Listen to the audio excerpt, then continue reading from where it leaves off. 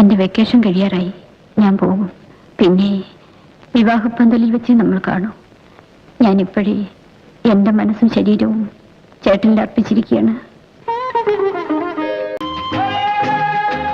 രാഗിണിയുടെ കുട്ടനാട്ടി വന്നപ്പോ ഞങ്ങൾ പരിചയപ്പെട്ടു. ഓഹോ, അവളുടെ വിവാഹമാണെന്നറിഞ്ഞു വരികയായിരിക്കും. നിങ്ങളുടെ സഹോദരനെ വഞ്ചിക്കുകയായിരുന്നു. അവൾ എവിടെ ഇങ്ങോട്ട് വിളിക്കൂ? വിളിക്കാം. നിങ്ങൾ പറഞ്ഞതിന്റെ അർത്ഥം?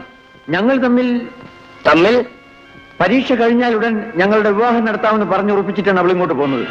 ഓ എടി, നിനക്കുള്ള പരിചയമുണ്ടോ? ഉണ്ട് ചേട്ടാ.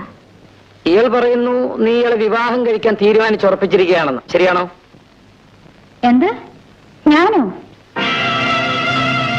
ഇയാളെ വിവാഹം കഴിക്കാമെന്നോ? രാഗിണി, ഞാൻ ചോദിക്കട്ടെ, അപ്പോ ഇയാള് പറയുന്നത് സത്യമല്ല? അല്ല, ഇയാളെ ഞാൻ ആ പാടത്തും കളത്തിലും ഒക്കെ വെച്ച് കണ്ടിട്ടുള്ളതല്ലാതെ